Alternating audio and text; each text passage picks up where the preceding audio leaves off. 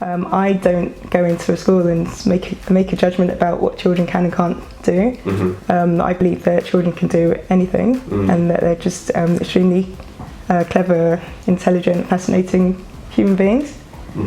So I set quite high standards for them. Great. But I don't say things like, oh, this is going to be really hard. Great. I just kind of have the end goal in my mind, but I'll kind of break it down for them. So I'll give them a little bit of a task to do, and then once they've achieved that, then I'll give them the next bit. And I suppose essentially I'm saying that I'll scaffold the tasks for them until they're able to do that really difficult thing that they thought they'd never be able to do. Welcome to the show, ladies and gentlemen, where we interview top teachers in education who share their thoughts, experiences and insights on teaching and learning. Today's guest is Vanessa Downie. She's been teaching for over 15 years in primary and secondary schools and as a facilitator outside of school life. She is literally art in abundance. I'm really looking forward to interviewing Vanessa and getting her insights and experiences on the purpose, the power and importance of art in education. Great. Vanessa Downing. Is it Downing or Dowling? Downey. Vanessa Downey. Yeah. Welcome to the show. Thank you so much for coming on board. Oh, it's a pleasure. I first want to just thank you and show gratitude to you for coming. I know you've travelled a long way. And I only met you, what was it, like a week or two ago? Literally 7 days ago, yeah. 7 days ago. And I immediately connected with you. I knew that you had a fantastic spirit, a fantastic energy, an enthusiasm for life, which I knew immediately was going to be so impactful for this particular show. Okay. And something that is going to resonate with the education community. And for sure. Yeah, absolutely. So I'm excited. I'm looking forward to getting into it. Me too. So we're going to start with a quick fire round where I'm just going to ask you, I'm just going to say a word and you're going to say the first word that comes to your mind. Don't be nervous.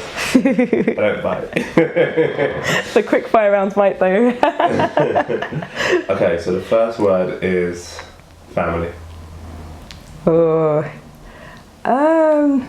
Do I need to answer with just one word or can I say a few words? Tell me the first word or phrase that comes to your mind. Oh, that's a difficult one actually. Friends. Love. People. Amazing. Culture. Rich. Leadership. Important. Art. Oh, wow. What's the word I need? I want to say invaluable, but that's not quite the word that I want. Okay. Imperative? Yeah. Science. Crucial? School. The word boring is coming into my head. That's really bad, isn't it? We're going to get onto that. School and boring, okay. Sound. So what was school like for you when you were first in school as a child? Yeah, so the first memories I have of school were secondary school, actually. I don't seem to be able to remember my childhood very much. And I remember that there didn't seem to be a lot of extracurricular activity available. So I kind of made it fun for myself by just kind of seeking out friends that had similar interests. And by then I was quite politically minded and I was interested in the C&D movement. I'm kind of showing my age now, aren't I? And so yeah, my friends were all similarly interested in that, so we just spent our lunchtime shooting the breeze about political things. Wow. I was part of a still band whilst I was at school, so absolutely loved music from a very young age as well. I think my dad really tried to push that. I think that might have come from his Native American background and heritage, where music is quite an important, music and dance, quite an important aspects of their culture and heritage. Yeah, absolutely. So yeah, I just absolutely adored my music lessons. Yeah. And it just made me feel really alive and like this is what I should be doing. And tell us about the teacher that inspired you the most. There were two teachers that inspired me at secondary school. Obviously my still band teacher was just absolutely phenomenal, and even though he was teaching me as a teenager many years ago, He's still active, he's still teaching. Brilliant. I saw him, bumped into him recently, and he hasn't changed a bit, which is really nice to see. And yeah, he's still judging, he's still out there judging national steel band competitions and all sorts. So yeah, he's still doing it, it's great to see. And then my English literature teacher, actually, she was the only teacher that said to me, do you want an A? Do you want to get an A in English literature? And I said, yes, I do. Love it. And she really pushed me and encouraged me to do that. So, and I achieved it. So yeah. Fantastic. Well done. So I absolutely love English literature as well. Yeah. I love reading. Yeah, bro. And then talk us through that journey of then what happened next. Did you go to college, university? What happened? Yeah, I went to college and then I went on to university. If I had my time again, I'd probably do it completely differently. But then I guess a lot of people say that. Yeah. What would you do differently? I would have gone to a different university, I think. Okay. I really wanted to go to Brunel and study anthropology. But unfortunately, when I went to the interview, there was a little bit of a strange incident, which my mum put down to being racially motivated. And so she decided that I wasn't going to Brunel University based on that incident, which I was finding a little bit frustrating because I feel like if I had gone to Brunel University, my life might have been completely different. But yeah, I don't really talk about the university that I went to because I'm deeply ashamed of it. But I am doing a master's degree at Goldsmiths, so I'll talk about that. Yeah, fantastic. And then what was the progression into teaching and to where you're at today? Yeah, so I always wanted to do something creative. At first, I had this passion for writing, so I thought I was going to be a writer and a journalist. And I think that if I'd gone to Brunel, that probably would have happened. I can't help but think that having the university that I did have on my CV just didn't work in the eyes of the leaders at whichever media organisations that I'd applied jobs for. So after a couple of years of just applying for media jobs and just getting knocked back, I thought I probably need to change my thinking about what my career is going to be. I really enjoyed working with children. I was doing so at the time, so I thought if this is such a great enjoyable thing for me, maybe this is a direction I could go in. So long story short, I trained as a teacher and I thought that I was going to go into a field where I could make a lot of difference and really benefit young people. Sure.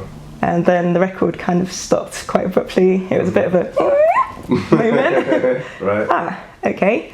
Maybe if you start teaching the same year that the National Literacy and the National Numeracy Strategy come out, then perhaps education isn't going to be quite as creative as I thought it was going to be. Got it. And it wasn't. So I did everything in my power to try and make my lessons as creative as I could. But there were so many constraints that I just found myself getting more and more deluded and frustrated, and in the end I just left the profession. Wow. Because I really needed to be doing something creative. The times that I absolutely loved being at work were the times when we were working on a school production and I was leading the choreography, doing all the sort of musical theatre type things, and really enjoyed doing that. Hadn't really trained in that field, so I didn't know how I was doing it. It was just kind of coming quite naturally. Sure. And the children loved it and it was just great. And then once those periods were over and it was back to just sort of bog standard teaching again, I just felt a little bit like something was missing. And all of my colleagues were saying, oh, you should be out there doing dance and creative stuff. Fab. And I thought I would love to do that, but I don't know how to make it happen. And then I kind of discovered that sometimes if you just put out there what you want and you keep thinking about it and talking about it, you know what I'm going to say, don't you? You can manifest it. So yeah, since then, since leaving teaching, I've just been manifesting the things that I want to happen in my life, which has just been pretty magical, actually. Fantastic. Yeah. Fantastic. Why is creativity so important for you, and why do you love teaching about creativity? Yeah, I can't really describe why it's important for me. All I know is that I need it in my life, and if I don't have it in my life, then I don't feel human. I don't feel whole, I don't feel complete. It's as necessary to me as air, as oxygen and blood through my veins, seriously. I just feel so content and satisfied with life when I'm doing creative things. And I know when I'm not doing something creative that I just don't feel right. There's something that's not quite right, so I need to go and do something about that really quickly, just to kind of be on an equilibrium again. Sure. And in terms of children, I can only say based on my observations. So when I see children who are engaged in activities that are not creative, that's when I see a lot of behaviour issues. That's when I see a lot of despondence, or sort of resignation, or just lack of engagement, those sorts of things. And then I think that creativity, as well as the actual act of creativity being engaging and interesting, I think there's a certain passion that comes with it from the person that's delivering it, because they love it so much. And so children pick up on energy, don't they? Absolutely. And so they're obviously going to pick up on that creative energy as well, that's coming from the practitioner or the facilitator or the teacher. And that in itself kind of sets the ground for all the creative things that are going to come on top of that. Yeah. So, yeah. Fantastic. So with the creative element, a lot of people might find it difficult, or a lot of people might be thinking, well, how do I deliver that vibrancy, that creativity, and manage behaviour at the same time? How do I manage it? That? Yeah. Okay, that's an interesting question. I find that I don't really have to do much disciplining. I love it. Because I just kind of go into the space, or in one of the schools I teach, and the children come into my space. Yeah. And as soon as they come in, there's something visual, there's something, what's the word? There's music playing, and they're immediately quite intrigued by whatever it is that they see. So they very quickly settle down, and they come in and they do what they know I want them to do, which they know because I've set those expectations at the beginning of sort of every term, I suppose. And if I see that they need to be reinforced, then I'll just do that. But I'll just do it in a fun kind of vibrant way, so that it's not a teacher talking down to them. Children are my equal, I don't talk down to them. We're at the same level. Human beings, right? Absolutely. That human interaction is so important with children. So I think they just really relate to me, they really understand me, they really know that I care about them and their welfare and their learning as well. And then, I just kind of come in with this vibrant energy, and I jump around, and 1 minute I'm over here, the next minute I'm here, then I might be up there somewhere, sort of Spider-Man of music lessons, sort of Spider-Woman, I should say. So, the children just kind of pick up on that fun sense as well. Obviously learning is at the forefront, that's front and centre of what I do, but the more fun I can make it through the content, through my energy, through the overall experience that the children have, then the more they're going to learn, I think. I want to curate my lessons or my sessions, so they're almost like a journey, like an artistic journey that the children have from the beginning when they enter the room to the point where they leave the room. And I want them to remember that session for a while, so a few days. Yeah. If not longer. If not for life, right? Absolutely. Because when you deliver something that is creative, that is dynamic, we always remember as adults that either that one lesson or that one teacher that really inspired us to be who we are. Yeah. And that's really powerful that you're able to bring that vibration and that energy to the children, because whether they like music or not, initially, it's like they learn to develop that passion, that enthusiasm, and it's very reflective, it rubs off from you. Yeah. So, that's really my goodness, I was absolutely dreading teaching the first classical music lesson to this year 6 class, who can be a little bit awkward about music, and they absolutely loved it. I was quite relieved more than anything else. Again, similarly, they came in with a piece of music playing. It was a piece of music that I knew they would recognise, and that they might quite like.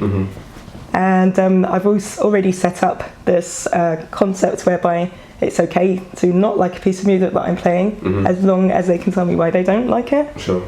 So there's that sort of freedom, that movement in my sessions. We talked about why they liked the piece of music, and a lot of the children said they liked it, and they were able to articulate why they liked it, which was really just a very proud moment for me. Yeah.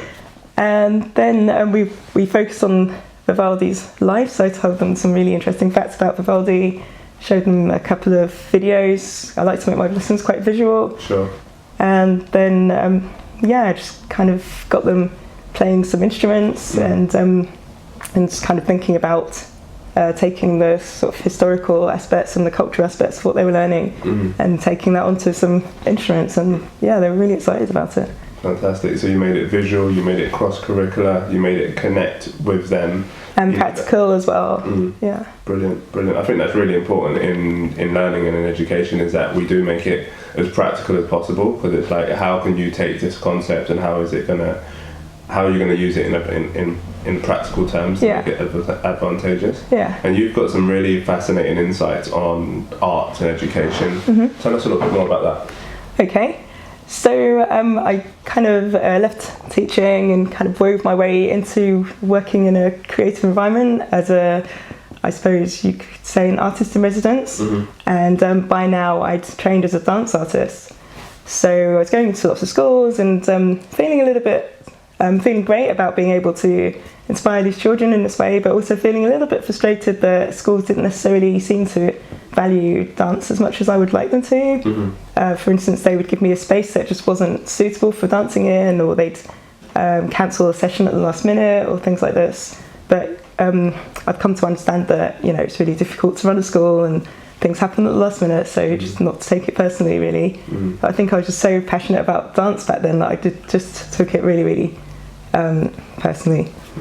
Anyway, I thought I'd quite like more than just to be an artist in a school. I want to be an artist in my own right. Sure. So I decided to make that happen. I manifested that. Brilliant. So I spent some time in a dance studio, just kind of choreographing, creating work that was relevant to me, and then just kind of putting it out there. Just getting comments from audience members such as, "Your work made me cry," and things like this, which is what I want to hear, actually. Love it. I don't want to make work that makes people feel comfortable. I want people to sort of reflect and ask questions about their own lives and things like that. Sure. So that's kind of been my artistic journey, really. So what are you doing in terms of dance now? Not much, to be honest, because I've started to kind of take more of a responsible role in this arts organisation that I've been working for a while. So I've just recently become a director, and so it means that I need to put all of my focus on that if I want to see it succeed and to grow and to become a success. JNC is definitely an inspiration for me in terms of seeing that happen. So sometimes you have to kind of steer your ship and decide which sacrifices you're going to make, and I don't see that as being something that will last for very long, but at this particular point in time I'm putting all my focus on the arts organisation when I'm not working for JNC, of course. And trying to give that a lot of energy so that it will start to grow and become something really strong and powerful and make a difference. That's what it's all about. Which is what I want to happen in everything that I'm doing. And making that remarkable difference is so powerful. We often talk about growth mindset in schools quite a lot. How do you use music to develop that growth mindset within learners? Essentially, it comes down to, I guess, me having a belief that these children can do anything that they put their minds to. I don't go into a school and make a judgment about what children can and can't do. I believe that children can do anything, and that they're just extremely clever, intelligent, fascinating human beings. So I set quite high standards for them. Great. But I don't say things like, "Oh, this is going to be really hard." Great. I just kind of have the end goal in my mind, but I'll kind of break it down for them. So I'll give them a little bit of a task to do, and then once they've achieved that, then I'll give them the next bit. And I suppose essentially I'm saying that I'll scaffold the tasks for them until they're able to do that really difficult thing that they thought they'd never be able to do.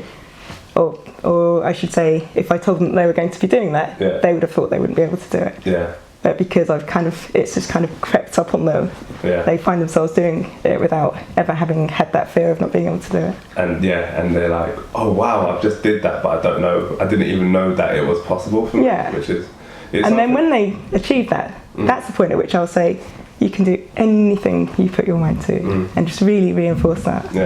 And I know for me, when I was growing up in school, I heard that once or twice as a youngster. Probably, I didn't hear it enough, but I heard it a few times and I thought I understood it, but I didn't really believe it to the fullest extent. Whereas now I'm like, wow, it's literally so impactful if you actually really start to think about it and you really start to implement those practical things in your life. It just becomes like habitual, right? Yeah, absolutely. Yeah, and having teachers like you is just gold for them, because you're able to instill that passion for learning, you're able to develop that growth mindset within them, and to say, hey, you can actually achieve anything that you put your mind to. So that's pretty powerful. What was your proudest moment as a teacher? Or what's been your proudest moment so far? Do you mean as a teacher, or do you mean as a facilitator? As in an artist in residence? Either. Okay. I've had quite a few proud moments, so trying to distill it down to one is going to be quite difficult. Tell us one of them. Okay, so there was a project that I was working on in school with 3 other artists. It was quite a big project and involved quite a lot of children. And the children had decided which artist they wanted to work with. They had the choice of working with a dancer, a rapper, an animator, and a music artist, which wasn't me. I was doing the dance. So I think we'd all the artists had agreed to work with the children as if they were our fellow artists. And I think the idea of co-construction was starting to take form and become quite a fashionable thing to talk about at that point. Sure. So I was just coming in every day with no plan in my head. Scariest thing ever for a facilitator. Year 5. Okay. And every lesson that we did, or every session I should say, just magically happened. Wow. So we were creating a piece about the rainforest. So we were doing the movement aspect of that, and all the other artists would take care of their own elements.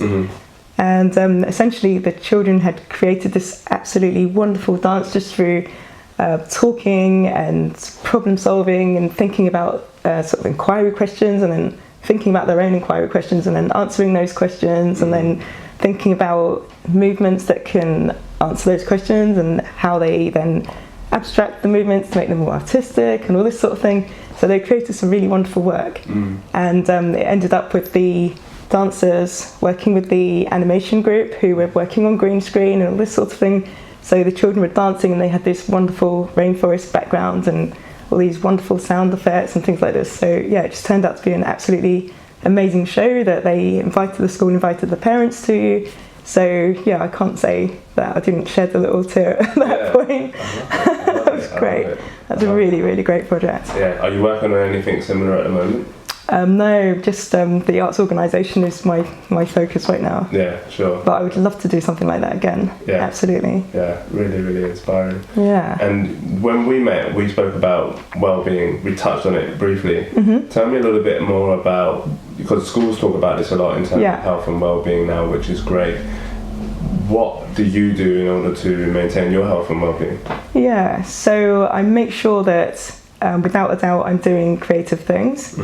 Even if it means that I'm sleeping for 2 hours per night. So I'll go to dance class, I'll make sure that I'm exercising, I'll make sure that I'm eating healthily, I'll always make lunch and take it with me rather than buying junk food or whatever. I'll reflect, I'll journal before I go to bed. Love it. Try to meditate. That is not something I've been able to conquer yet, but I'm working on it. Brilliant. And just having generally an overall positive mindset, I think. Brilliant. Fantastic. Fantastic. Well, Vanessa, it's been an absolute pleasure to have you on the show. Before we wrap up, I've got a few very interesting, engaging questions for you. Okay. Just to get to know you a little bit better, just to explore a few more ideas about who you are and some of the things that connect with you. Okay. So I'm going to ask you a question. It's like a quick fire round, and just give us what comes to mind. There's no right or wrong, right? Sure. Favourite holiday destination? Oh, that's so difficult. In terms of the places I've been so far, Cuba. In terms of places I haven't been to yet, India. Lovely, lovely. Favourite song? Oh man, I have so many favourite songs, but if I had to pick one, it would be the song that I'm singing with one of the schools in a singing assembly at the moment, and that is Blackbird by the Beatles.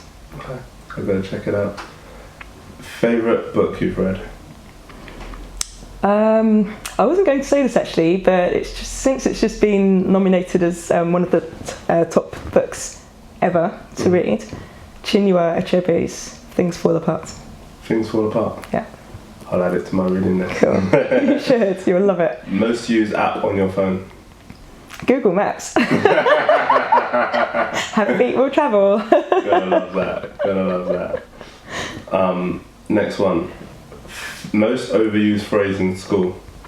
By me or generally? By you. Oh wow. This is going to take me being very aware of myself. Probably, well done. Okay. Good stuff. Like it. And last but not least, if you were to advise someone that was on the journey to becoming a teacher, what's the number one bit of advice that you would give to them? Just to be creative in all they do, and to believe that those children can do anything that the teacher believes that they can do. Mm-hmm. Just to have high expectations of those children.